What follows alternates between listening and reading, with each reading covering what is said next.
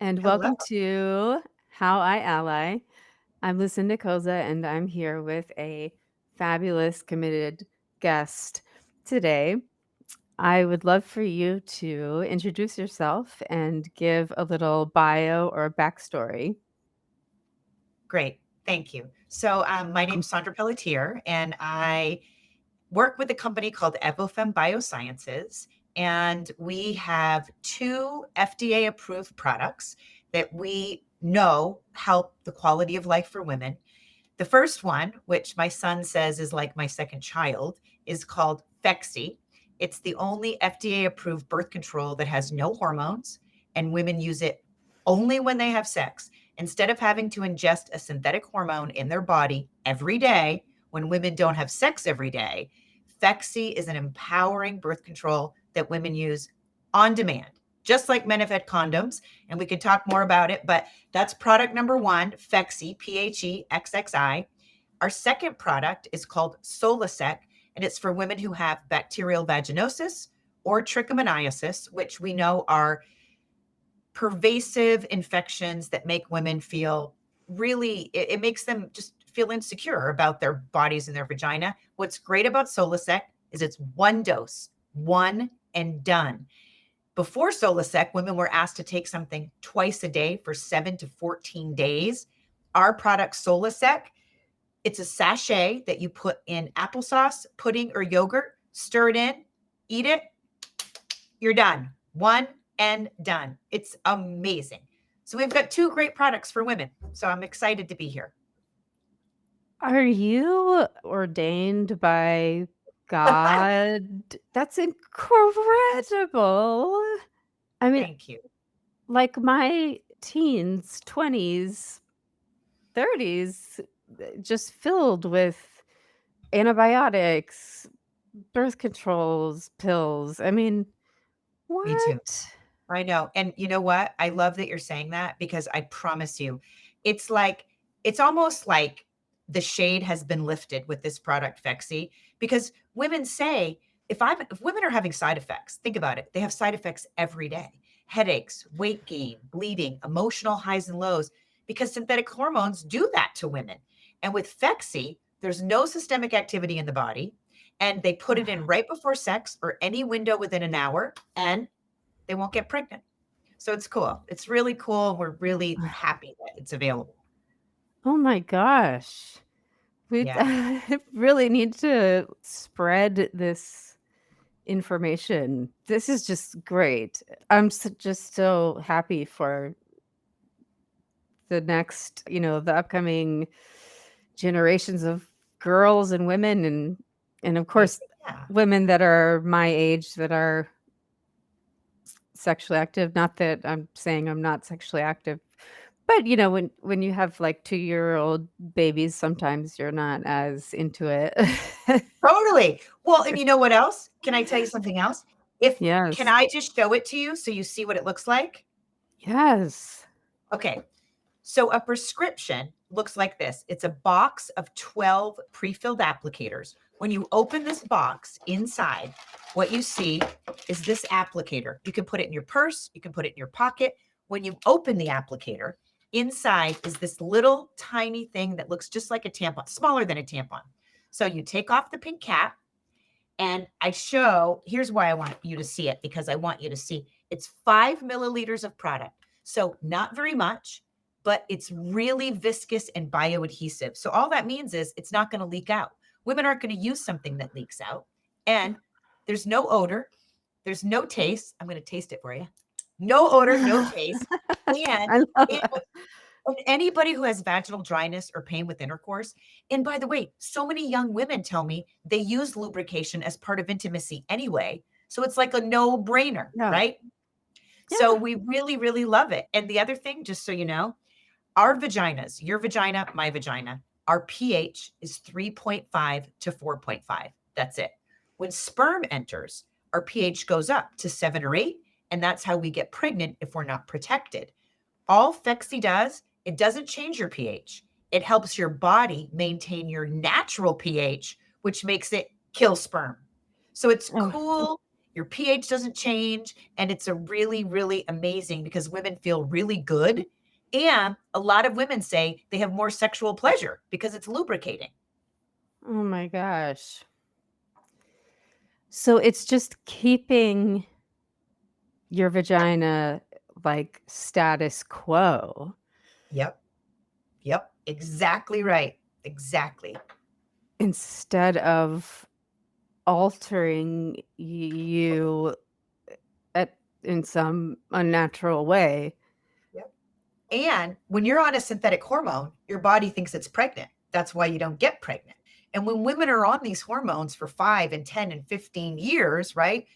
A lot of women are worried. Like, what is that doing to their body? What are the Right. other unintended consequences of taking something every day that they really don't need to save their life? You know what I mean? They're just using it for the times that they have sex, which usually is irregular. You know, sometimes we have sex more often than others, but sometimes we have sex once a month. Why take a medication every day if you don't need it? Right. And sometimes we're given birth control when we are very young Yes. and I don't even know why. I don't even remember why I was prescribed it at 17. I mean, it certainly wasn't for I wasn't having sex. Yeah. It's true, right? It's crazy. And I was prescribed it at 15 and I wasn't having sex. And I stayed on it, by the way, for years and years and years and years and years, you know, and it was crazy. And so, yeah, and a few years ago, I got breast cancer with no family history, no genetic predisposition, right? Nothing. I was so shocked. And I'm convinced that it was using hormonal birth control for 20 years, right? I mean, it was a really shocking thing. But anyway, but yeah, it's Well, yeah, that's I mean, that's quite interesting because my mother same I mean, my mother had breast cancer and my mother-in-law had I'm just putting their information out there, but, it seems to be quite common yes. as of late.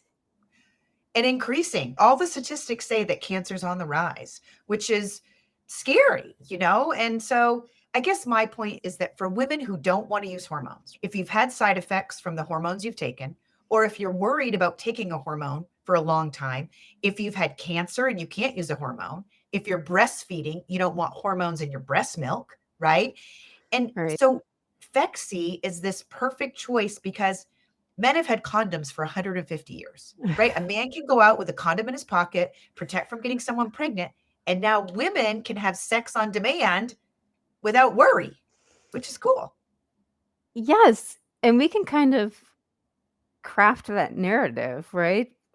We can sort of so exciting because I have a son and a daughter, twins, and I just it's really and my daughter is autistic. So that it does add a level of, I'm really going to have to think a lot about how I'm going to talk to her about sex and her body, Yeah. and I don't want to use language that frightens her because I love that's not natural. That's not, that comes from a reactionary place. of fear. And our bodies are amazing. Yeah, I love that you said that. And you know what? Honestly, that's what you just said is exactly why we wanted to launch Say Vagina Month for this month of August. Because what you just said, that everything is fear based. And Yes. we want girls to know that it is an anatomically correct body part. there should be no shame. Women should be able to talk about their bodies, understand how they work so that they can feel as good as they deserve to. And so vaginas are amazing. And I love that you're saying how you talk to her, because right now, my mother wasn't told about her body. She couldn't educate me because she didn't know. Y And so yeah, now, say vagina, it seems so simple, but we're not doing it to be provocative. We're doing it to be empowering and accurate and clinically correct, right, you know? right. Not even I mean, of course, empowering, but not even that, just accurate. Like, Yes, just just accurate. Yes, and you know what else? When you go on social media, you can say every man's body part. You can say it crudely or correctly or saucy, any way you want, and you'll get posted.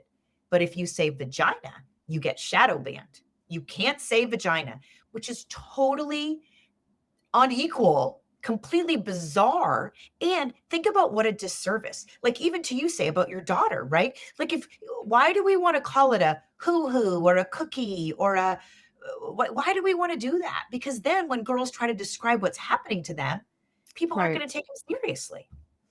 right. Or they might not even understand what's happening to them because they don't have the language themselves. So they're I mean, especially someone with autism, if they take things more literally when it comes to language, maybe we're really doing them a disservice if we're not teaching them the to use the right words. Yes. Yes. Well, I heard from this sex educator who literally said, so she said, look, kids are learning about their bodies on the internet. A lot of the information is incorrect. Number two, she said, if a young girl, instead of saying my body hurts or my belly hurts, if she can think about maybe it's my vagina that hurts, maybe she has a urinary tract infection, maybe there's something going on, so that the parent's not like, oh, you have a tummy ache, oh, you have a flu. It's, oh, you might have a vaginal infection. If you say my vagina hurts, and Right. young girls don't know to say, it hurts when I pee, my vagina burns or stings. It's a different mindset for a parent than my body hurts. You know what I mean? So Yes. I think it's going to be helpful if people will embrace this. We think it's going to do a lot of good, for education. Absolutely. To have that information as a parent, I mean, that's everything. Yeah. It is. It's everything. I just went to this conference, this Stimulate conference, and there's this company that just came out with a mirror that has the sides of the mirror like concurve for your thighs. So you put it in between your legs and you get to see what it looks like. Because when you're at the doctor's office, your legs are in stirrups. You don't see your vagina, Yes. your vulva. You don't see what goes on.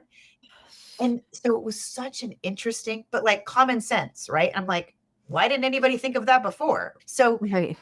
it's really, I think now we're at the moment where hopefully you, because of you and your daughter, you'll have access to all the information. Hopefully we'll be able to stop this stigma that's foolish. It's crazy. Yeah. I really feel like we are at a point as a society where we're just like no one has time for that. Exactly. No, yes. And I think women are consistently now fed up. They're like, look, this is not going to be Handmaiden's Tale. Okay. We are 50% of the population. Okay. And by the way, all of these men got here from a woman's body. Let's have a little bit of respect and love and equality, and just treat us in the same way they're treated, right? Like, these are our bodies. They are amazing and complicated. And let's be able to talk about them even with our dads and our partners and our male friends. And it shouldn't just be a conversation that women have amongst women either, right? Yes. And I think I would have felt more empowered and less alone and less weird Yes. if I had been able to say vagina in front of my father and have it be okay. Like, have him not cringe or have him Or think you're trying to be pornographic. Do you know what I mean? Think you're trying to be yes. like it. Saying it helps us remove the shame in healthcare. It helps men feel like we don't have to have fear or a filter. So my dad is 92 years old. I was just visiting my family in Maine. Okay, can you imagine? I said to my dad, "Dad, I'm going to need you to do a video and say Happy Vagina Month, and I'm going to need you to say the word 3 times." Okay, the funniest part was his entire body looked like he was gonna, like he didn't even know what to do. It was like he was frozen. And I said, listen, it's time. It's time that you are supportive of your wife and your daughter and your sisters and your friends. And this isn't dirty, Dad. This isn't pornographic. You're just saying an anatomically correct word. And what was so amazing is I'm ready. I am ready and I'm going to do it. And it was like the greatest thing. And the funnier part is he can barely use his phone, by the way. I sent him the video and I said, now, when you go to breakfast with all your male friends, you should show them the video so they can feel comfortable, Dad, because they have daughters and wives and sisters.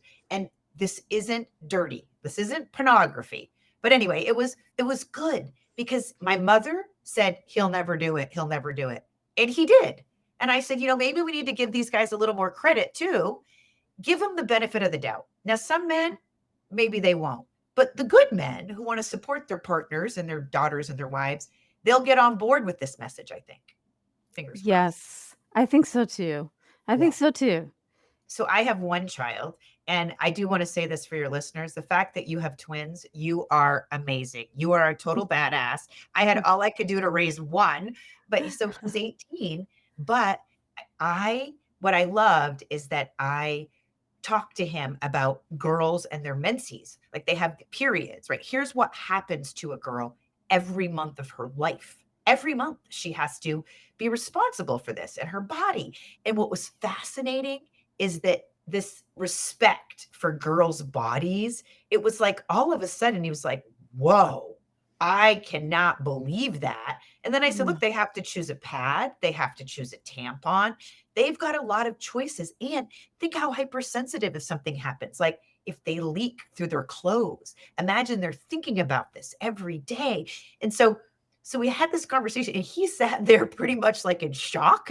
And then I said, look, I'm just telling you so you're aware, so you have education and information. I'm not trying to do anything other than give you information you should have, And so it was interesting. And now, that I know he's sexually active, it's been really fascinating. He says to me that young boys now want to have the conversation with their partner. What's the birth control we're using? Not just the burden of the woman, right? It's not just, it's your responsibility not to get pregnant. And Right. so cool is like, you're both having sex, you're both responsible, you both might have an unplanned or unwanted pregnancy. It's not just her. And so, look, we're hoping that we change the whole narrative. I know that could be, a big fantasy, but anything will help, right? All these conversations will help. Absolutely. Yeah. Absolutely. I So it's been mean, good. And by the way, and his girlfriend even shared with me, she said, it never occurred to me that it was my birth control pills that were making me so emotional. She said, I actually thought maybe I needed to go on an antidepressant, or maybe I needed to have something for anxiety. And she said, I recognized that because I said, look, you should check everything, not just the obvious stuff. If you have a thyroid problem, what are you using for birth control? And maybe it's not the right choice for you. There's a lot of choices, by the way, right? It doesn't have to just be Phexxi, but there's a lot of other choices and different doses. And so, but what we really hope is that 32 million women right now, they'll say, look, I've already tried pills. I've tried patches. I've tried IUDs. I've had the shot. And you know what? I don't feel as good as I should. And you know what? I am responsible enough to use something on demand, right? Because, it's just like a condom. Every time you have sex, you got to use Phexxi. But if you're in control of your body, that's a layup. No big deal. right? Yeah. So, we're hoping we can get the word out. But you're right. We still, not enough women know about Phexy. Not enough doctors or nurse practitioners or midwives know about Phexy. But conversations like this will help. Absolutely. Knowledge is power. And unfortunately, I'm sure young women, especially, don't have access. They don't have enough access to information. And by the way, birth control companies have historically provided fear. You don't want to get pregnant. You don't want to get pregnant. You don't want to get pregnant. There's never been the idea that women should have pleasurable sex, right? You're only using birth control because you're having sex. And so that's the other thing we're hoping to change is that if you don't have a hormone in your body and you're not suffering from side effects, you're going to feel good. You're going to feel as good as you should. You're going to be lubricated. And hopefully, you'll be able to have as pleasurable sex as possible, which Yeah. is important.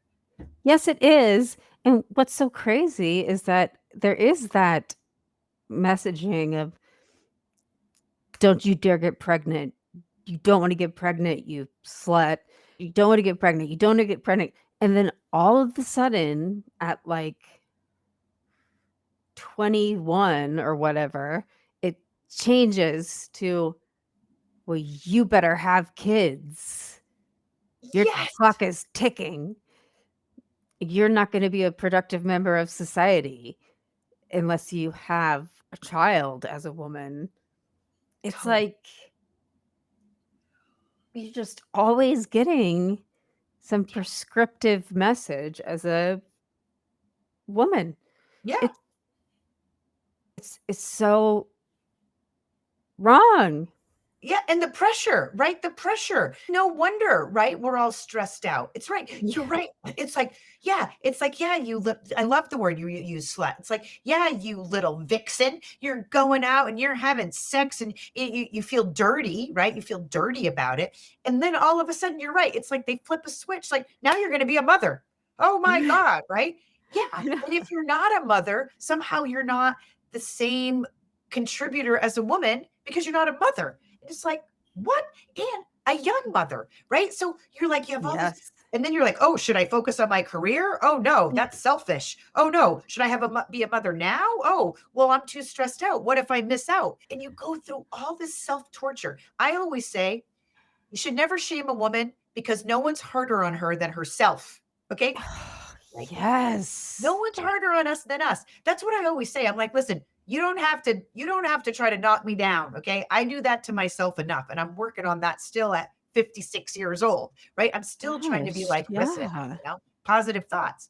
But you're right. The pressure is real for young women. And so the more we can help by saying, look, your body's amazing. You have a vagina. Let's use the word and talk about it. Hopefully will help too, minimize that pressure. Yes. Hopefully. And right, and by the way, you're supposed to enjoy sex.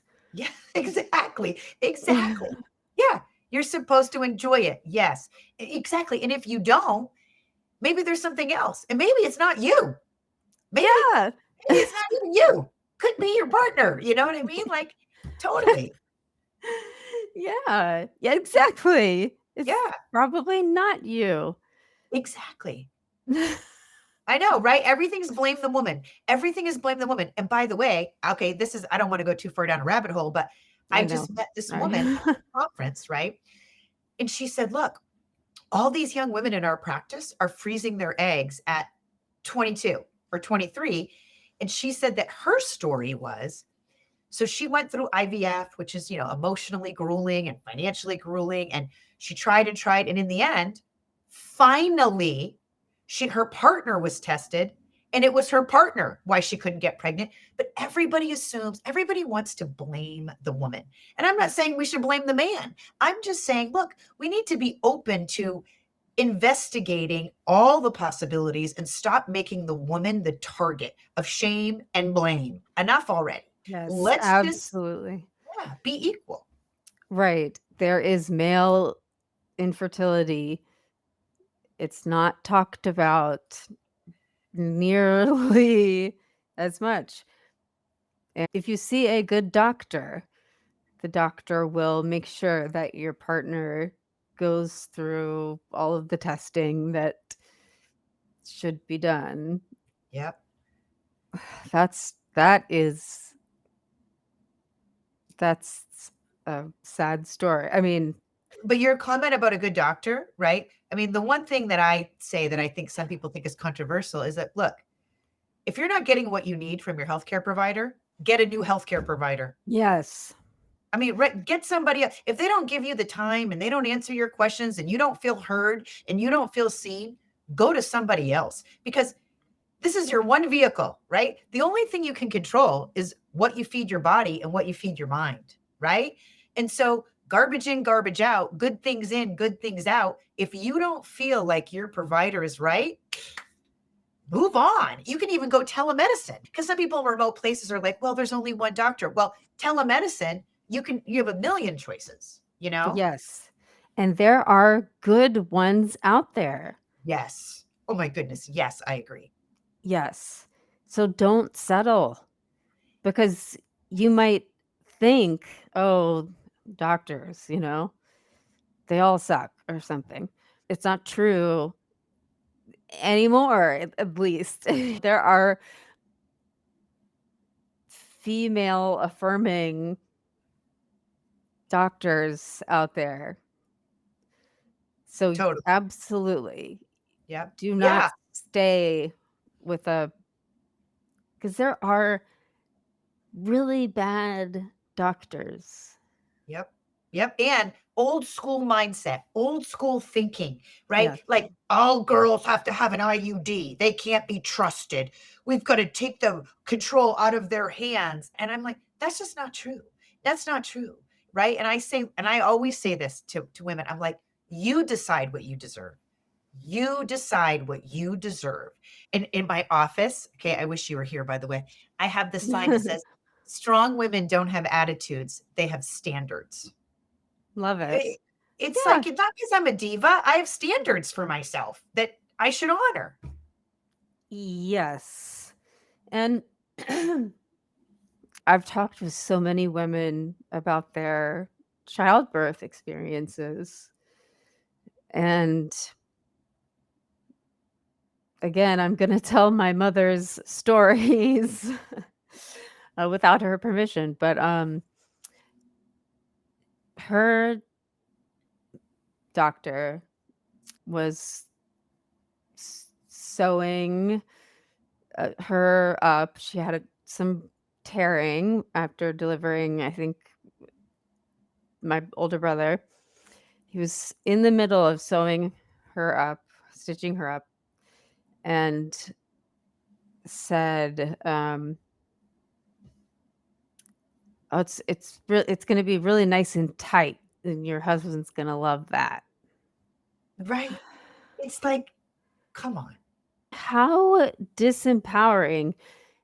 In the moments after you've just brought life into this world. Yep.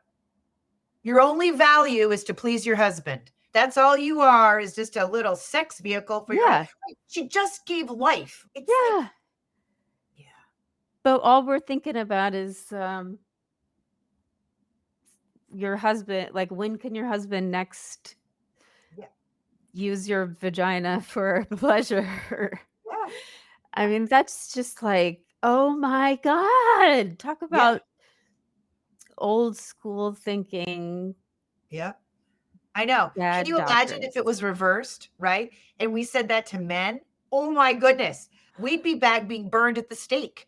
Yeah, Right? It yeah, would be like, oh my God, you disrespected him. It Thank you for sharing right. that though, right? Because those I know. stories are real and have happened to a lot of women. Right, and I feel like it's important to share those stories because so many women have experienced something like that, and they need to know that they're not alone Yes. because that shame, it can turn inward Yep. and be internalized, and that shame thrives in silence. And again, blame yourself, blaming yourself, blaming yourself. Yep. I hate feeling silenced and like you can't share your story because it's not your fault. Totally. I love that you said that shame thrives in silence. That's an awesome statement, by the way, because it's so true. And when you say it, you almost can feel it like, oh, right? It's just, Yes. yeah, so Yeah. and so unnecessary, right? In this It's day and age. It's just, yeah.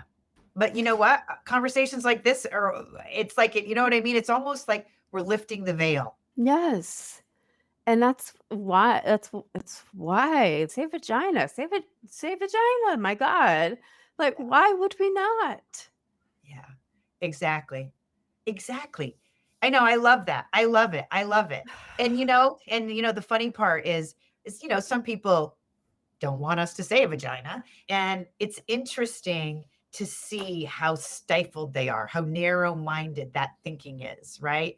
And you think like if we can just come together, all of us, and say, look, we're not going to accept that anymore. We're not. We're not. And we Yeah. get men and women to say, we're not going to. We are going to create this groundswell, this tidal wave of stopping the shame, right? I just I feel like if we're not going to do it, who will? The time is now. Let's get all Yes. of these women who have a voice, like you and like me, to just say, we're not going to accept anything less. We just want to be able to talk about our bodies without shame. Right. Yeah. Yes. Absolutely. I mean, it's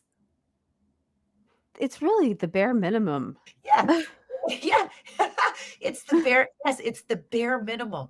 Yeah. And we're not being saucy or sassy. This is just like vanilla. This should just be vanilla. Yeah, this is like science class. Like, Yep. Yep. I know, I love that. I love that. I do. I think it's great. And look, by the way, I mean, I think it's great that you were like, yeah, let's talk about this on my podcast, Say Vagina Month, because, I mean, it's the more people who are willing to support us, I think the more people will be interested in supporting it. yeah, I Yeah. did. I totally agree. I mean, yeah.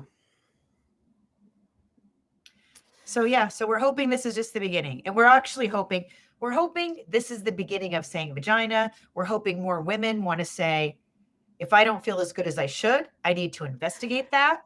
Yes. Going on with my body? How can I make myself feel better? And that they look at everything and they say to themselves, okay, if I'm not having sex every day, if I'm don't feel good, if it's my birth control that's making me feel bad, maybe I should get all those hormones out of my body. Maybe I should try something with no hormones because think about this, right? We don't want hormones in our milk. We don't want it in our meat. I joke and say if chickens can be hormone free, why can't women? And so, maybe this is the time too that we say, no, we don't need hormones for birth control. Why? Yes. Why do we need them? Right.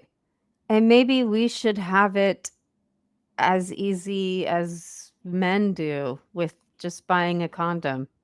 100%. 100%. Yes, 100%. It's like, it should be easy, right? And to take something every day, like it'd be different if you had diabetes or heart disease or something that you had to do to help your body feel better. But come on, when you're not having sex every day, what? Why? Why do that? So, Yeah. People losing weight is has suddenly become as easy as jabbing yourself with a yep, a pen. needle. Yep, a Yeah. needle. Yeah, yeah.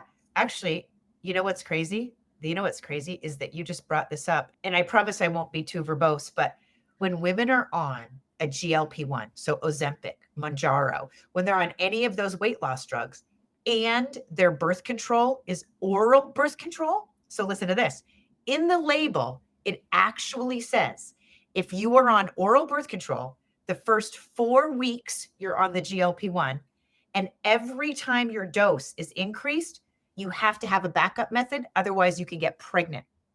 And so many women were told, and all over the internet, you see Ozempic babies, Mounjaro babies, and these women want to lose weight. They don't want to get pregnant, right? They're not trying to Oh get my pregnant. Okay. And gosh. so ready. And the only birth control that won't interact with the GLP-1 is Phexi. So it's like you could stay on your birth control pill, but you better have a backup method every time you have sex if you don't want to get pregnant. And so that's also crazy. And by the way, and those Yes. products are growing like wildfire, right? Everybody wants to use them. But if they're on oral birth control, they really need to be mindful and careful that if they don't want to get pregnant, they should have a backup method because otherwise they'll find themselves in a very different situation than losing weight. It's crazy. Wow. I didn't know that, and I wonder if all of the women I know who are Still get partaking, I wonder if they know that. Yeah, well, honestly, and a lot of women don't, by the way. A lot of women don't know it because the makers of the GLP-1s aren't really promoting and talking about that part, right? Oh, They're just yeah. talking about diabetes and losing weight. So it's really interesting that message isn't out more, but we try to talk about it all the time to say, look, Yeah. protect yourself. Like you said, knowledge is power. You just need to know Yes. if you're on oral birth control and you're on these drugs to lose weight, use a backup method. Yeah. Yeah, exactly. Because can you imagine? Then you're like, oh my God, how did this happen? I take the pill every day. How did I get pregnant? Yeah. Yeah. So anyway, but yeah, it's good to talk about this stuff too, right? So that women will listening will know. Yeah, this is what women need to do is talk about all of this stuff because it's not in the ether. I don't know. It's just that It's true. It's not. Yeah. And man, and and you know what too? I really believe women want to help each other. We want to support each other, right? We do. We do. We do. absolutely. We're the collaborators, right? We're the glue of so many things that the more we can help each other and tell each other information and it's just going to life will be so much better the more we feel good about having each other's back all the time. Yes. And it's probably gonna be it's the only way, really, I think, that it's what we've got. It's what we've got, and it's how we are strong is telling our stories to each other. When we figure something out, pass it on. Yeah. Yeah, it's true. You're right. Pass it on. Yes, that's what creates the power. Pass it on, right? It's really, yeah, I love that. I love that. I love that. I love that. Because, women, and by the way, we have so many things to manage in our lives. And so just knowing all this information, even for what I love about the women I know is that even if they're not doing something or on something, or for example, not on a weight loss drug, they say, hey, I don't know if you're on it, but just in case, if you're on, birth control, like that's what it is. Pass it on because you don't know who you're going to help, you Yes. know? Yes. This has been so awesome. Yeah. Thank you so much. Thank you for having me. This is really great. You're Thank doing such important work. Thank you. So are you, by the way. I mean, I love your whole thing about how can you be an ally. It's exactly what we just said, right? We need so many I just really love it. I love the whole foundation of your message because if we treated each other that way all the time, the world is going to shift in good ways. Yes. Yeah. Thank you. Well, I'm gonna put all of your information in the show notes. We should keep in touch, and yeah, this is wonderful. Thank you again. Thank you back. I love that. And by the way, if there's anything I can ever do and anything that can be helpful, don't hesitate. I loved meeting you. And Yes. thank you for supporting us. And thank you for supporting the Say Vagina Month. And thank you so much for your time.